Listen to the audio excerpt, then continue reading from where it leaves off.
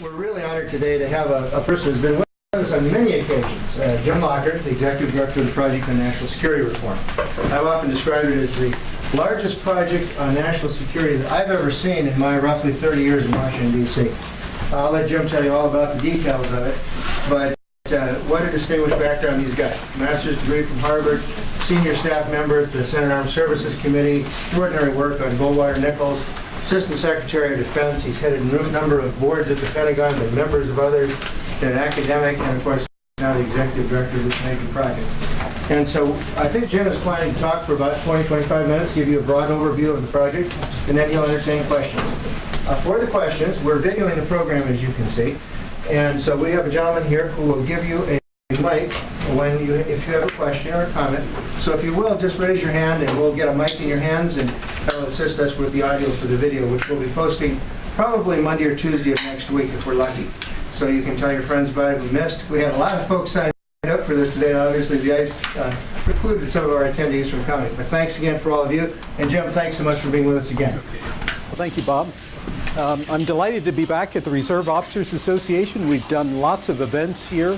ROA has been a huge partner of the Project on National Security Reform, especially in the beginning when we were getting started. And we didn't have any money, and we didn't have a home, and we didn't have a place to do events, and we did lots of events up here at ROA. And so my thanks to General McCarthy and everybody at ROA for their outstanding support. As many of you may know, the Project on National Security Reform is a large coalition of think tanks, universities, law firms, businesses.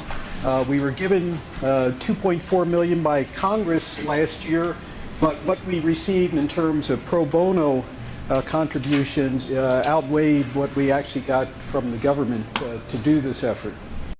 I appreciate having you hardy souls here, because to do national security reform, we're going to need lots of hardy souls. And I'm actually here not just to educate you, but I'm here to recruit you.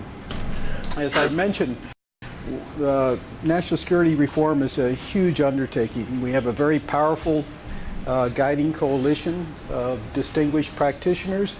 We have a network of 300 plus national security professionals who've worked on our project. But to make national security reform happen at this time, we're going to need to multiply that 300 people probably by a factor of 100. So we're out recruiting, and I'm hoping that after you've heard my presentation, you're going to go back to your organization and you're going to become an activist, because the current organizational arrangements that we have led to very serious problems. And as we go forward, unless we make some fundamental changes, we're going to have more and more setbacks. National security reform is an idea whose time has come. It's also the #1 national security issue.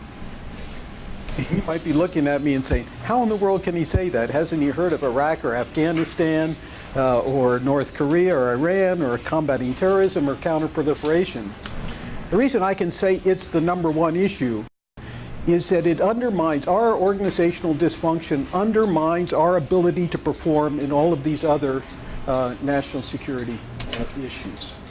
And so we have got to make some fundamental changes if we're looking to improve. And not only are we ineffective, we are incredibly inefficient. We are throwing money at problems, wasting money by the fact that we are not collaborating across the government, by the fact that we don't do strategic planning, that we don't have people prepared to go off to assignments, that often our dual chains of command end up competing against each other.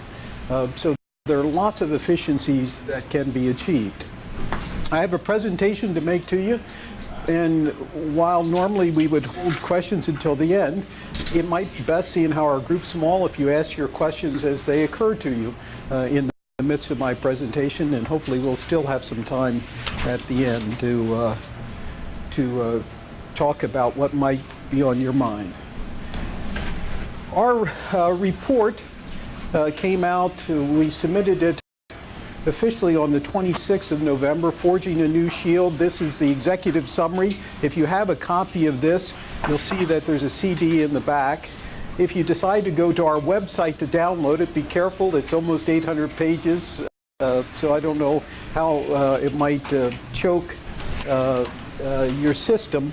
But it was a 2-year study. It used the Goldwater-Nichols methodology, and I'd be happy to explain that to you a little bit later. Many of you know that I was a senior Senate staffer for Goldwater. Oops.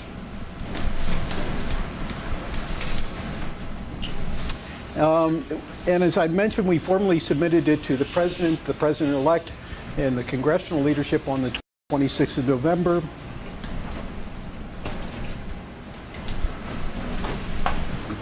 Put this down. And on the 3rd of December, we had a press conference at the National Press Club. Who's got the other? I'll just stand by, sir. Okay, maybe I'll put this in your hands and you can keep backing it up. We had a press conference at the National Press Club, and we actually began a new phase of PNSR. I mentioned we had 300 people working on it, but we are going out and we're going to collaborate with many, many more organizations, get more people involved, bring in more expertise, but also get the stakeholders more involved in what we're doing. Okay. That is not us. No. Okay. I will take it. I'll just follow it by hand, sir. Okay. We can improvise. Keep going back. Let me give you this in case this is part of the problem. Okay, now we're ready for the next slide. Okay. The question is, why national security reform? And the basic problem is that our current organizational arrangements are completely misaligned with the challenges and threats of the 21st century. We cannot handle the complex, rapidly paced missions that are coming at us. We're still dominated by outmoded, stovepipe, bureaucratic, competitive departments and agencies. And what we need to be able to do today is work horizontally across our government in teams, incredibly effective teams, that can integrate the expertise and capabilities that are resident in our departments and agencies. Our policy formulation, planning, and execution have suffered, sometimes catastrophically. And as Newt Gingrich, who's part of our guiding coalition, said, we have met the enemy, and it's our bureaucracy. And he's absolutely correct. Our bureaucracy is crippling us, despite the amount of money that we are spending in our various departments and agencies. Okay, next slide. There's lots of compelling evidence. The terrorist attacks of 9/11, the troubled stability operations in Iraq and Afghanistan, the poor response to Hurricane Katrina. And these are not coincidental setbacks.